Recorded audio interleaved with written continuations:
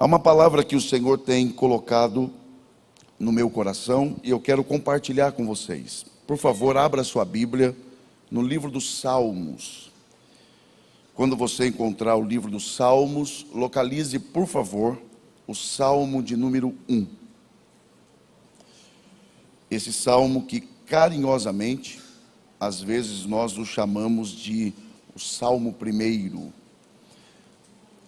Naturalmente que nós não vamos conseguir cobrir todo esse salmo, eu digo em termos de, nós não iremos conseguir refletir sobre todo ele, mas considerando que são apenas 6 versos, e que ler a Bíblia nunca é demais, vamos ler todo esse salmo, até porque isso vai, de alguma forma, nos favorecer na tentativa de entendermos um pouco o que de fato o salmista tinha no coração quando ele expressou estas palavras.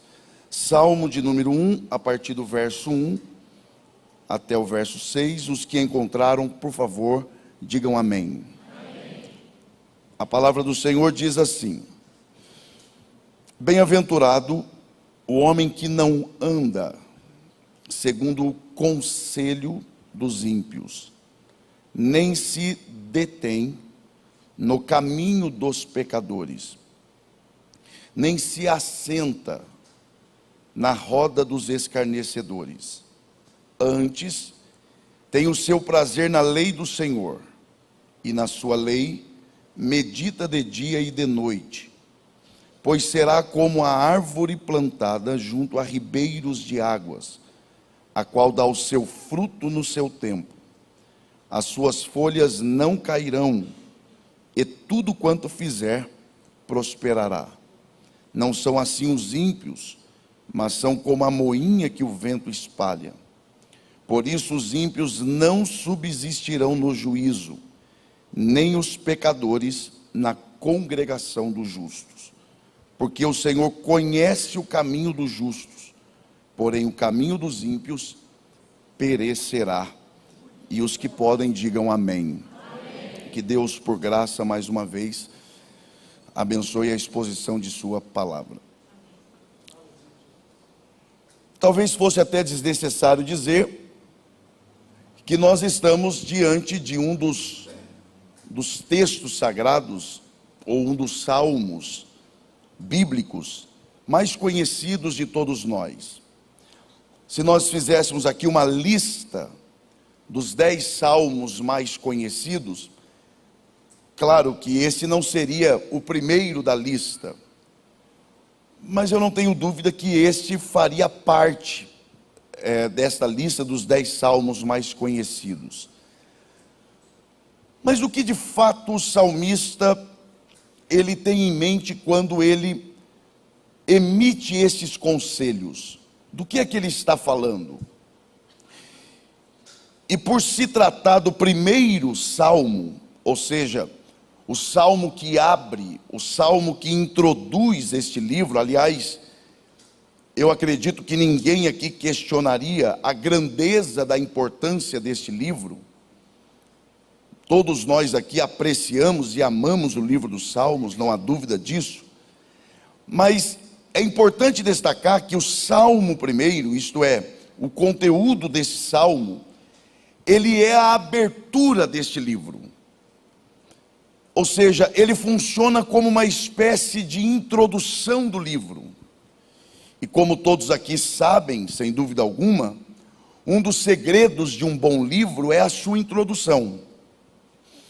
E é interessante porque alguns estudiosos chegam a dizer que se alguém perdesse toda a Bíblia Sagrada e lhe restasse apenas o Salmo primeiro, lhe seria possível ele compreender o plano de Deus para o homem. E eu concordo, porque em apenas 6 versos o salmista ele fala de tudo que envolve a vida do homem com Deus e de Deus com os homens.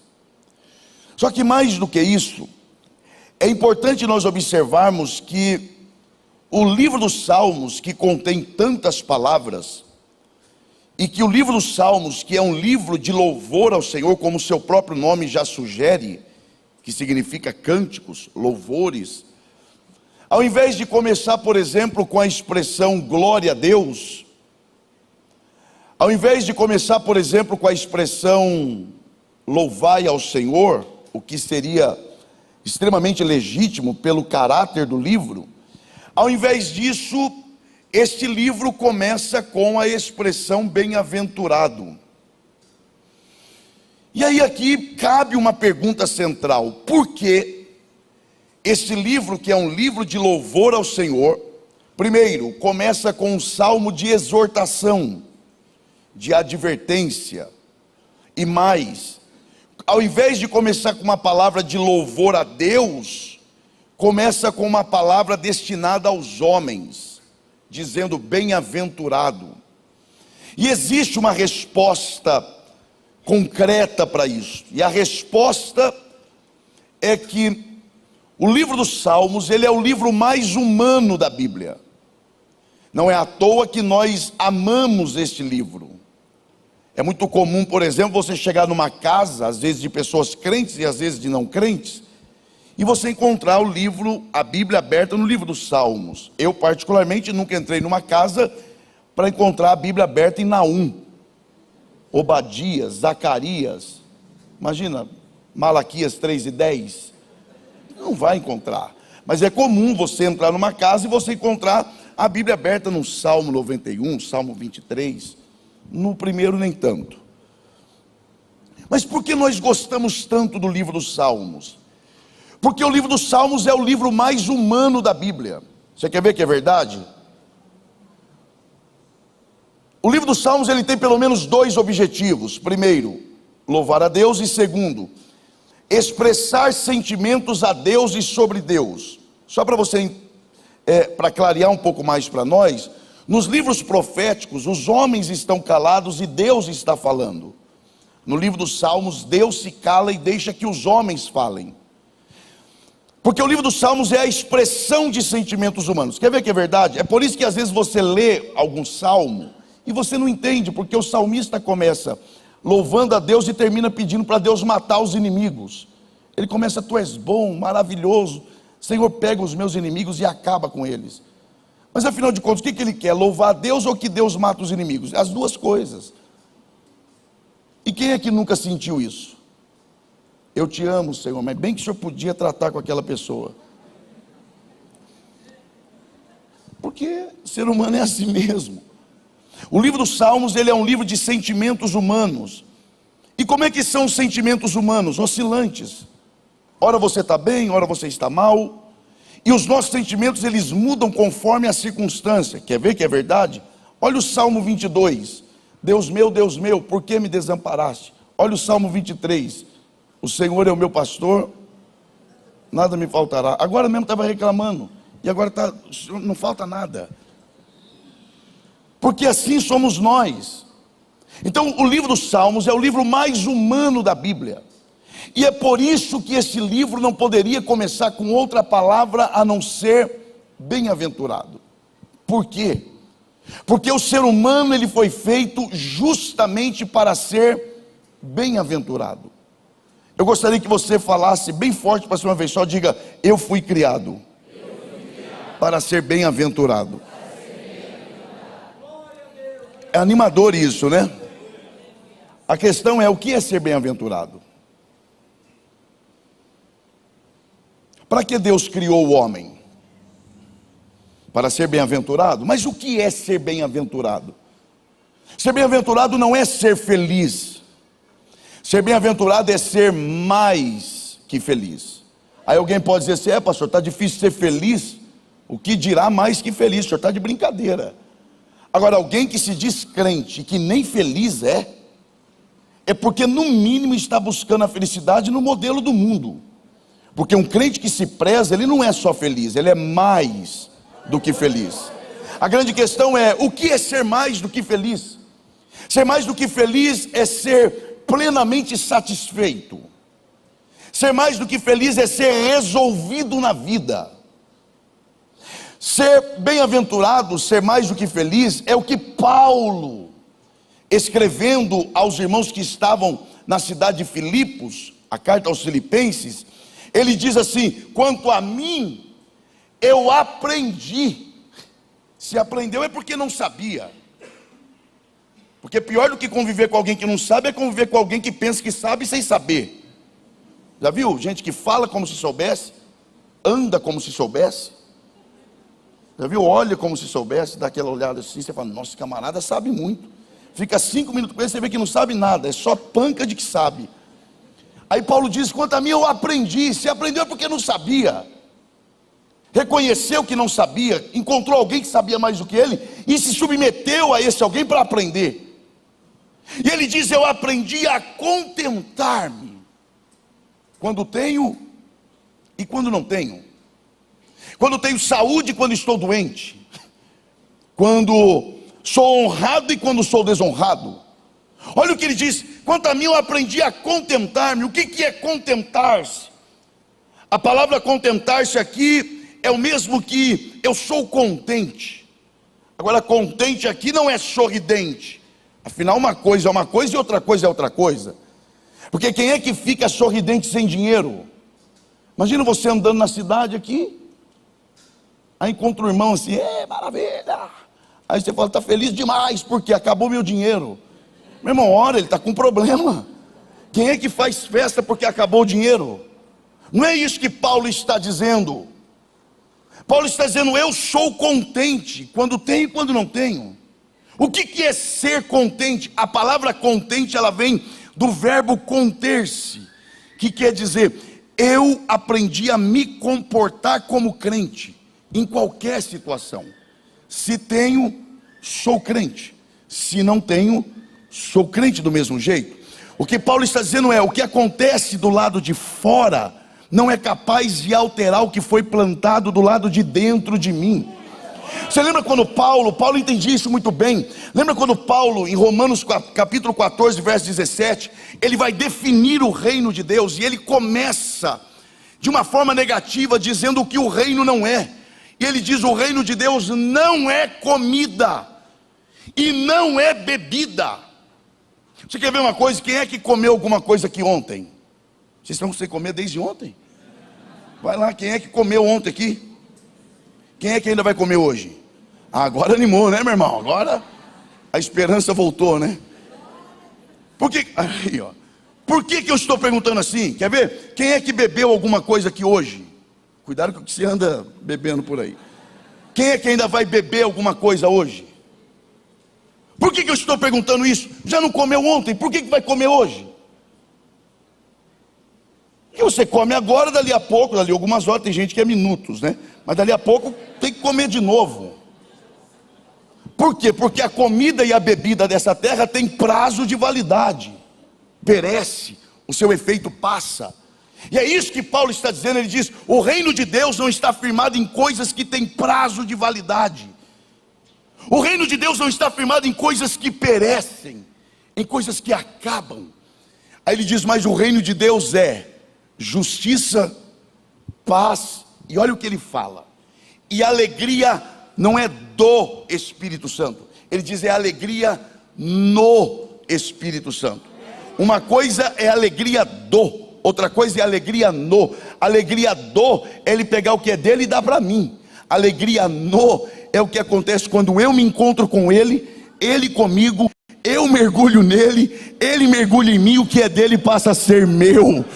É esta alegria que Paulo está falando. Ser bem-aventurado é você não ser afetado por aquilo que vem de fora, porque o que foi plantado do lado de dentro é mais forte do que qualquer outra coisa. Lembra quando Paulo diz: o homem exterior, ele pode até se corromper, todavia o interior se renova a cada manhã, de glória em glória. Isso é ser bem-aventurado. E aí eu pergunto: quem aqui quer ser bem-aventurado? Diga amém. Mas não é de graça. Porque a verdade, pastor Wagner, é que ser bem-aventurado é o homem voltar ao estado original. Deixa eu tentar ser breve nessa parte. Para que Deus criou o homem? Você quer ver uma coisa? Pense comigo. Deus vai criando todas as coisas, haja, ouve, haja, tudo natureza, tudo, enfim, criação. Aí eu pergunto, depois que Deus criou tudo na natureza, quem é que Ele faz? Aí eu pergunto, quando Deus fez o homem, tudo estava pronto, sim ou não? Aí Deus fez o homem que dia? No sexto. Depois do sexto vem que dia? E o que Deus fez no sétimo dia? Então para que Deus fez o homem? Para descansar com Ele. Agora não vai abandonar o serviço amanhã, tá? Chegar lá e falar, ó, o pastor falou que eu nasci para descansar. Não faz isso não, e eu não tenho culpa de nada não, não vem depois não. Porque agora pense comigo, Isaías diz que Deus não se cansa. Se Deus não se cansa, então por que Ele descansa? E se o homem, quando foi feito, tudo já estava pronto, então do que o homem vai descansar? Se ele não fez nada? Que descanso é esse? Esse descanso não é o descanso de alguém que para porque está cansado por ter trabalhado. Esse descanso é o descanso de alguém que se assenta para se deleitar em algo que foi feito com perfeição. É por isso que no Salmo 46 o salmista diz, vinde e contemplemos as obras que o Senhor tem feito na terra. Porque o homem foi feito para deleitar-se nas grandezas das obras que Deus realiza.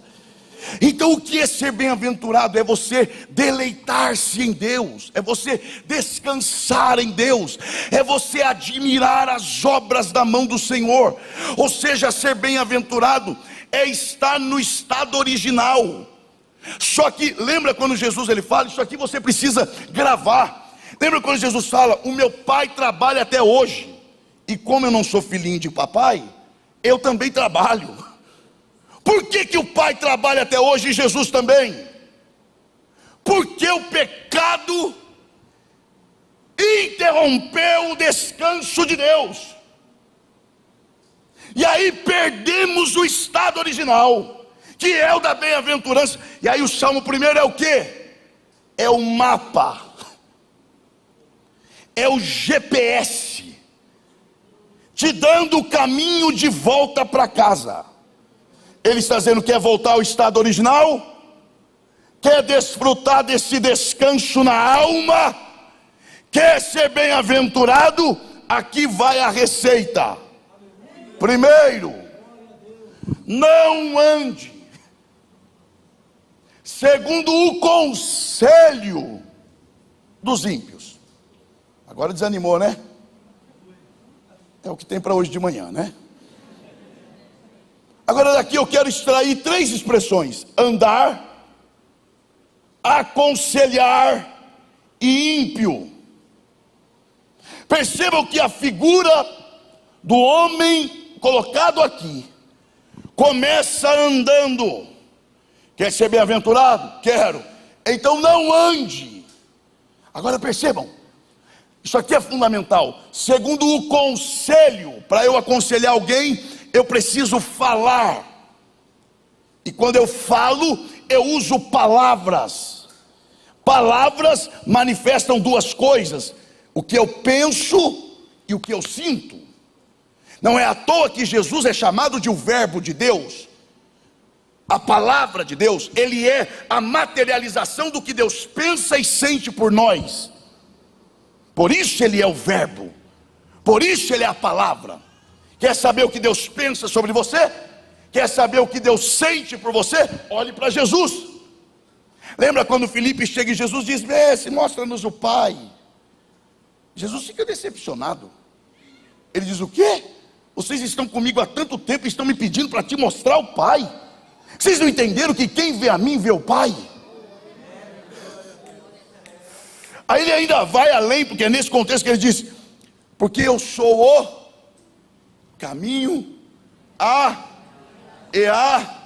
ninguém, não é ninguém vai, é ninguém, ele não é o caminho que aponta para Deus, ele é o próprio Deus. Ele diz, ninguém vem ao Pai, porque eu e o Pai somos um só.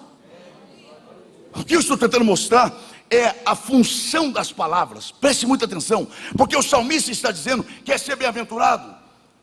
Não ande segundo as palavras. Palavras que manifestam o quê? mente, coração. Não ande segundo a mentalidade e os sentimentos de quem é o quê? Por favor, digam ímpio. O que é ser ímpio? Não, ímpio é quem não é da além do véu. Isso é ímpio. Não, ímpio, irmão, ímpio é quem não é crente, tudo ímpio. Ô, irmão, tem muito crente ímpio. Pode ter certeza. O que é ser ímpio? Ímpio é o contrário de pio. Ô, pastor, não mudou nada. O que é pio? Pio é aquilo que é puro. Pio é aquilo que é limpo. Para ser mais objetivo, pio é aquilo que é inteiro e que não é pela metade. O que é o ímpio? É o contrário. Se o pio é inteiro, o ímpio é pela metade. O ímpio pratica o quê? Impiedade. Enquanto que o pio pratica o quê? O que é ser piedoso? Não é dar esmola a quem precisa, porque isso não é piedade, isso é generosidade.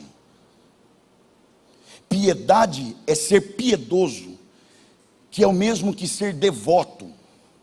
E o que é ser devoto? Devoto é ser inteiro para Deus. Então qual é o conselho do ímpio? O conselho do ímpio não é para você pecar. O conselho do ímpio é: seja pela metade.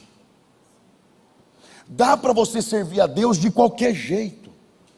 Não precisa se dedicar tanto. Não precisa se envolver tanto. Não precisa ser tão santo. Não precisa ser tão bitolado. Dá para ter uma duplicidade de vida. Dá para ser lá e cá. Agora deixa eu te dar um conselho da parte de Deus. Ninguém consegue viver duplicidade por muito tempo. Se você tem convicções internas, mas as suas práticas externas contrariam as suas convicções internas, ou você vai enlouquecer, ou você terá que tomar uma decisão de que lado você vai ficar. Lembra de Moisés? Dupla cidadania. Hebreu de sangue, egípcio de criação. Mas ninguém consegue ter duas cidadanias o resto da vida. Vai chegar uma hora que Deus vai te colocar diante de uma situação que você vai ter que decidir de que lado você vai ficar. Quando Moisés viu o egípcio açoitando o hebreu, chegou a hora de decidir. Quem olhava de fora imaginava o quê? Moisés vai ficar do lado do egípcio. E nem Moisés sabia que dentro dele era mais forte o hebreu do que o egípcio. E ali ele manifesta: hoje eu decido de que lado eu vou ficar. O ímpio diz para você: dá para ser lá e cá. E aí o salmista está dizendo: quer ser bem-aventurado? Não seja pela metade. Quer ser bem-aventurado? Quero. Então se entregue por inteiro. Mas ele continua, e eu preciso jantar. Ele diz que quer ser bem-aventurado, eu quero. Então primeiro, não ande. Segundo, você pode dizer, diga, não ande. Segundo as palavras do ímpio. Olha só, andar, falar, ímpio. Ímpio é o quê? É aquele que pensa como ímpio, sente como ímpio. Olha a mudança drástica. Nem se detém. Eu gosto dessa palavra nem. Eu não sei se tem alguém aqui com o apelido nem. Não é esse nem. Esse nem é outra coisa. Eu gosto desse nem, desse nem aqui, porque ele quer dizer também não. Porque tem gente que não faz uma coisa, mas faz outra. Aí o salmista está dizendo: quer ser bem-aventurado? Eu quero. Então não faça isso, e isso aqui também não. Mas olha a mudança. Se eu fosse você, eu não perderia isso aqui. Olha a mudança. Quer ser bem-aventurado? Quero. Não ande segundo as palavras de quem é ímpio. Olha a mudança. Nem se detém. Quem estava andando agora parou. Nem se detém no quê? Nos conselhos? Não. Nem se detém no caminho. Já não são palavras, são práticas. Porque sempre que a Bíblia fala de caminho, é estilo de vida. No caminho de quem? De ímpio? Não. No caminho dos pecadores. Diga pecadores. Porque ímpio pensa como pecador. Pecador age como pecador. Porque ninguém começa pecando. Ninguém começa fazendo. Eu trabalhei com igreja local. E eu me lembro perfeitamente quando alguém vinha confessar algum pecado. E começava bem assim, ó. Sempre sem jeito, né? Pois é, pastor. Mas já sabia logo. Mas fala, irmão. Ou irmã também, né? O senhor sabe como é que é, né? Eu já vou falando, eu não sei não, meu irmão. Você que está falando, eu vou saber como é que é. Eu não sei não. Não, pastor, estava lá. Aí de repente, sabe? Olha, de repente eu caí. Mas como assim, irmão? Não, quando eu abri os olhos, fechei, que abri de novo, tinha caído. Ah, você está dizendo para mim então que você caiu assim? É, pastor, o senhor sabe como é que... Não, não sei não. Está igual a turma do Arão, lembra do Arão? Que fizeram lá o bezerro de ouro. Quando Moisés desceu do monte, Moisés repreendeu Arão. Olha a desculpa do Arão. Pois é, Moisés, pegamos o ouro, jogamos no fogo e saiu o bezerro. Então está de brincadeira comigo, meu irmão.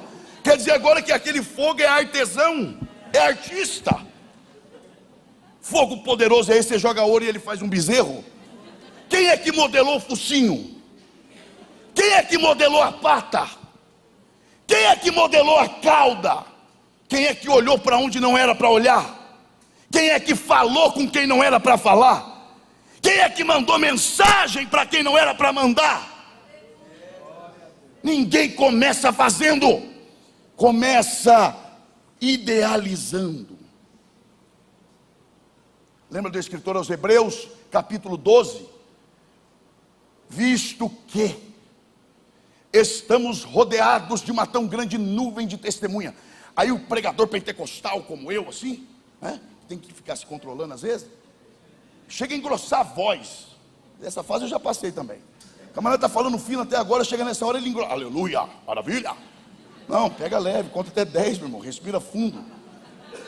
Mas por que ele engrossa a voz? Porque ele gosta dessa parte, é nuvem de testemunha. O que é nuvem de testemunha? Aí fala, é os demônios, os anjos, a sociedade.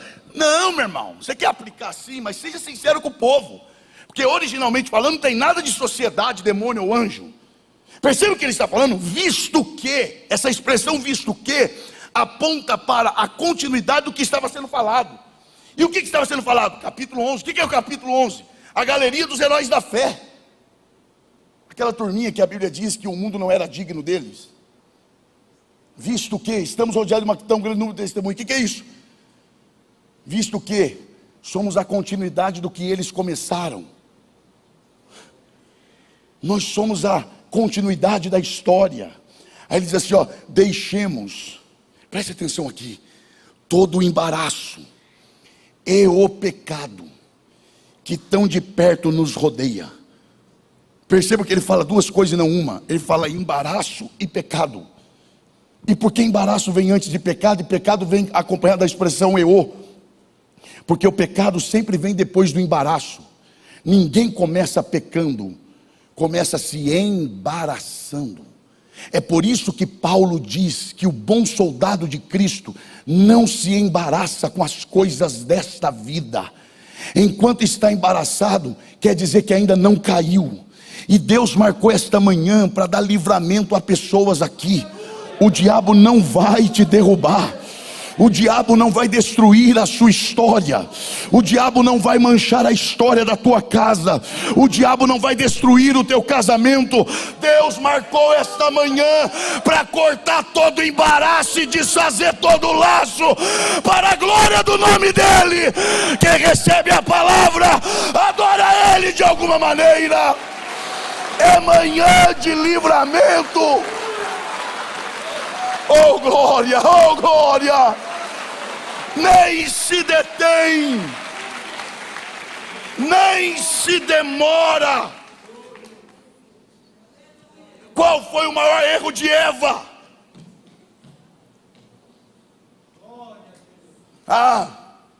O maior erro de Eva foi comer o fruto proibido. Foi não. ela começou errando. Comer o fruto proibido foi o ápice de uma série de erros. Primeiro, ficou muito tempo longe do marido. Segundo, conversou com quem não era para conversar. Terceiro, falou sobre um assunto que não era para falar. Quarto, demorou demais no ambiente da tentação. Quando ela viu que a coisa estava envergando para o mal, ela tinha que ter saído correndo, mas pagou para ver. E nós estamos pagando o preço até hoje. Mas o Senhor marcou esta manhã para dizer: ainda dá tempo. Você ainda está em pé. O diabo está, eu sei quando eu estou pregando, eu sei quando eu estou ensinando, mas eu sei quando eu estou profetizando. E aqui eu estou profetizando a palavra. Deus está desfazendo laços aqui nesta manhã. O diabo não vai te derrubar, para a glória de Deus. Eu creio nessa palavra. Nem se detém no caminho dos pecadores. Olha a mudança agora. Nem se assenta. Percebem? Começou andando, depois parou, e depois se assentou. Isso aqui não está nessa ordem à toa. Está nessa ordem porque é assim que funciona. O diabo não tem pressa de nos derrubar. Quem está andando, ele não vai colocar sentado, porque ninguém se assenta em movimento. Ah, eu vou sentar. Aí está andando, aí eu sentei. Não, está louco? Está com problema. Eu vou sentar. Então você não é assim. Qual é o processo? Está andando. Aí se você quer sentar, antes de você sentar, o que você faz? Para, ainda que seja rápida a parada. Aí você para e depois se assenta. Por isso, esse processo: andar, parar, se assentar. O diabo não tem pressa. Se você ainda está se movimentando, o próximo alvo dele não é te colocar sentado. O próximo alvo dele é te fazer parar. Por isso você começa a ouvir essas historinhas. Dá uma diminuída no ritmo.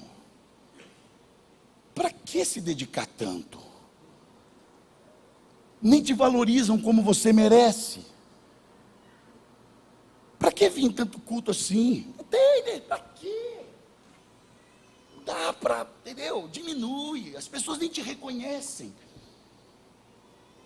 Mas na verdade o alvo do diabo não é te fazer só parar.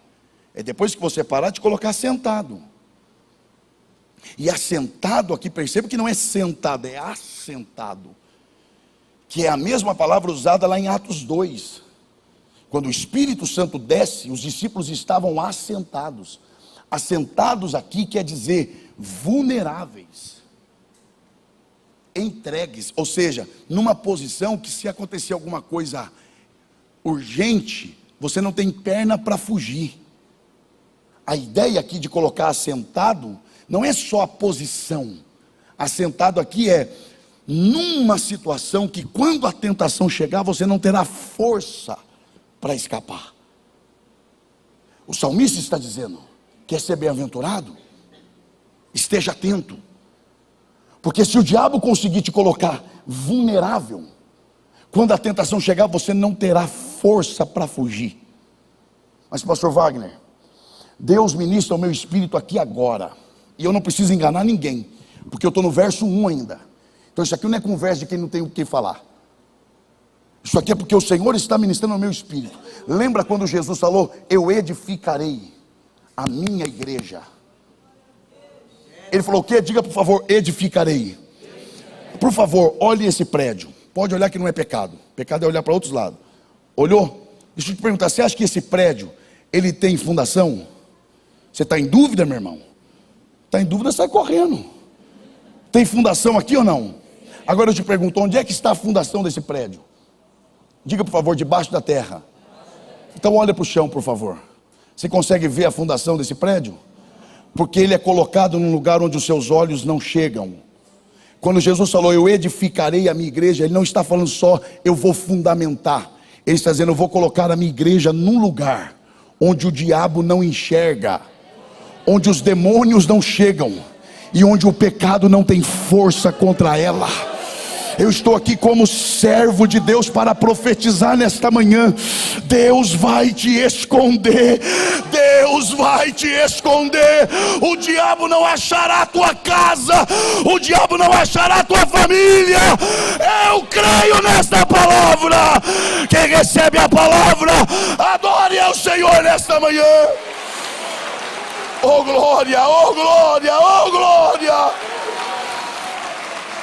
Onde está a mão que você levanta para adorar o Senhor? Onde está a mão que você levanta para adorar o Senhor? Não é pecado fazer isso. Toque no ombro da pessoa que está ao teu lado e diga para ela, alegra o teu coração. Deus vai te esconder. Deus vai esconder a tua casa. Deus vai esconder a tua família. O diabo não vai tornar a sua casa vulnerável. Eu creio nesta palavra. Quer ser bem-aventurado? Eu começo a encerrar. Quer ser bem-aventurado? Quero.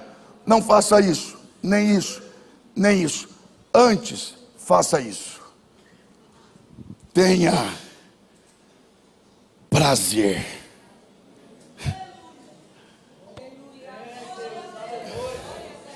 Isso aqui é muito sério, gente.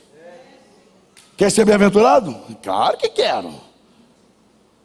Então, não ouça pessoas erradas, não frequente lugares errados, não se aceite com pessoas erradas e leia a coisa certa.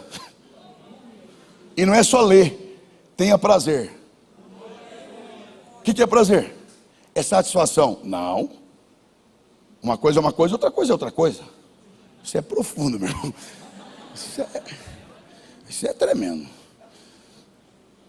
Vou te dar um exemplo rápido. Eu não sei porque que eu estou falando tanto de comida. Eu não sei. E não sei nem porque que estou te olhando também.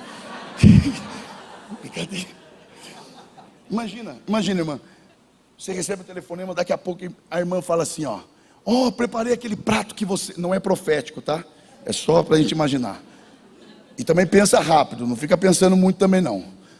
Aquela irmã que cozinha aquele prato que você ama. Aí ela te convida, você vai com a sua família, come. Eu estou falando de coisas espirituais e não carnais, tá?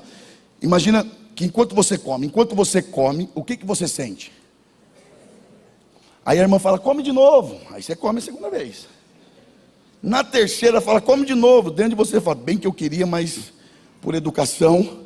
Aí qual geralmente é o argumento que você usa? Não quero mais não, porque eu estou... Ó, enquanto se come é prazer. Depois que se come é satisfação. O salmista não fala para nós termos satisfação. Ele fala para nós termos prazer. O que é prazer? Imagina você caminhando numa floresta durante 5 horas, sem água, debaixo de um sol de 40 graus. O que mais você deseja encontrar na sua frente? Imagina que você encontra depois de 5 horas um lago. Olhar para o lago resolve? Imagina que você tira os calçados, quando você coloca os 2 pés dentro da água. Dá para imaginar o que você sente? Ainda faz assim, ó. O que é isso? Prazer. O salmista fala, quer ser bem-aventurado? Sinta do tipo, não veja a hora de chegar em casa para ler a Bíblia. A gente vibra, mas é isso que a gente sente? Tipo, não vejo a hora de chegar em casa. Para quê? Ler a Bíblia. Agora vamos ser sinceros conosco mesmo. Estamos em família. A gente sente muita coisa pela Bíblia, mas nós temos dificuldade de sentirmos prazer. É só ver quantas vezes a gente pega no celular durante o dia e quantas vezes a gente pega na Bíblia. E aí quer chegar na igreja e dizer que ama a Deus acima de todas as coisas. E acha que Deus acredita. Eu queria que você fosse amado do jeito que você diz que ama a Deus. Vai eu ficar um dia inteiro em viagem sem falar com a minha esposa pelo menos 10 vezes. É problema, meu irmão. Tem gente que passa um dia sem falar com Deus uma vez. Agora existe uma razão, e eu vou ser breve aqui. Por que nós temos dificuldades em termos prazer na Bíblia?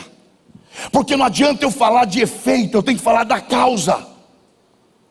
Porque tem gente, pastor Wagner, que quer amar a Bíblia, deseja amar a Bíblia, mas sempre tem alguma coisa que o afasta da Bíblia, por causa de uma desgraça chamada pecado. Porque uma das coisas que o pecado trouxe foi inversão de valores. Quer ver? A serpente chega para Eva e diz: Eva, quer dizer que vocês não podem comer de nada? A Eva fala: não, a gente pode comer tudo, menos aquela ali. Ó a serpente: por quê? Porque Deus falou que o dia que comermos, morreremos. E quem avisa, então se Deus avisou é porque Ele é, e se Ele é amigo é porque Ele é bom. E a árvore mata, se mata é porque a árvore é má. Então Deus é bom e a árvore é, mais uma vez, Deus é o quê? E a árvore. Olha a inversão. A serpente vem e diz: não. Sabe por que Deus falou para vocês não comerem? Não é que vocês vão morrer, é que Ele sabe que o dia que vocês comerem daquilo ali que Ele fala que mata, vocês vão ser deuses igual a Ele. Olha a inversão. E sabe o que Ele está dizendo? Deus não é bom, Ele é egoísta, Ele quer ser Deus sozinho. E a árvore não mata, transforma homens em deuses. Quem é bom passa a ser visto como mal, e o que é mal passa a ser visto como bom. Quer ver que é verdade? Do que a gente chama culto? Sacrifício. Oferta, sacrifício. Jejum, sacrifício. Do que as pessoas chamam pecado? Prazer da carne. Quem falou que cultuar é ruim? E quem falou que pecar é bom? É porque o pecado inverteu as coisas. O que é bom passou a ser visto como mal, e o que é mal passou a ser visto como bom.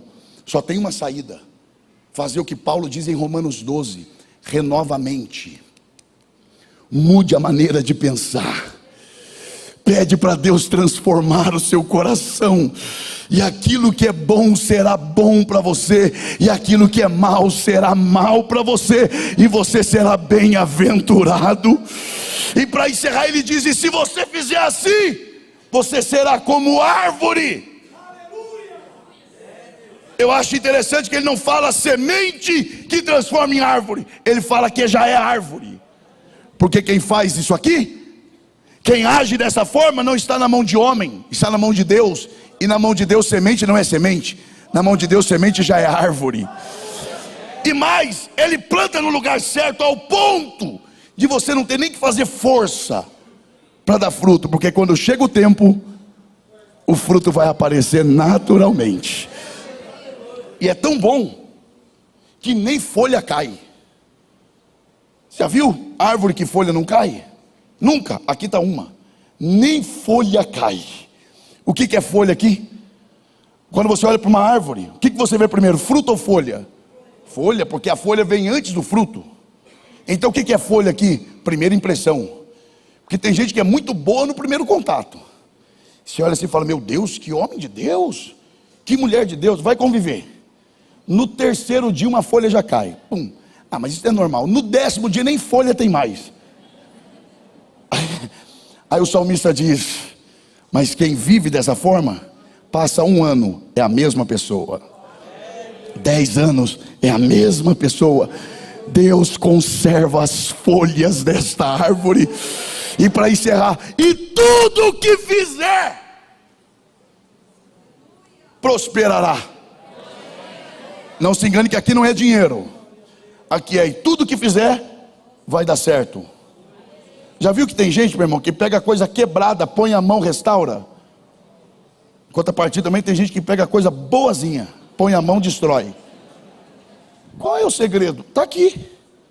É a árvore de Deus. Lembra de José? Casa de Potifar, tudo que colocava a mão prosperava. Ah, mas também na casa de Potifar é fácil, foi para a cadeia. Será que prosperou? Mais ou menos. Só o carcereiro que pegou a chave e deu na mão dele. Imagina, alguém chegando e falando: cadê a chave da cadeia? Está na mão do preso José. Já viu chave de cadeia na mão de preso? Pois é, José era preso e tinha a chave da cadeia na mão. Por quê? Porque Deus era com Ele. Quem deseja ser assim, levante a sua mão e glorifique ao Senhor. Eu quero orar com vocês. Pode aplaudir o Senhor, louvando a Ele pela sua palavra. Eu vou cumprir o horário, que eu quero pregar à noite também. Senão nem à noite eu prego. Alguns irmãos estão em pé. Se vocês puderem, estejam em pé. Eu não vou nem olhar ali. Eu gostaria de saber se há alguém entre nós que deseja entregar a sua vida a esse Deus. E para você ter acesso a Ele, você precisa passar por Cristo, como nós falamos aqui. Há alguém entre nós? Tem alguém que deseja entregar a sua vida ao Senhor? Se houver, dê um sinal com uma de suas mãos. A igreja vai orar por você. A igreja vai te apresentar diante do Senhor. A oportunidade está aberta, mas eu quero orar com toda a igreja. Se você pode, segure a mão do seu irmão. Nós vamos orar juntos aqui. Olhe para essa pessoa e diga: Deus vai te conservar e te preservar. Deus vai nos fazer bem-aventurados. Senhor Deus, em nome de Jesus, o teu Filho, eu te agradeço, Senhor, por esse tempo tão precioso.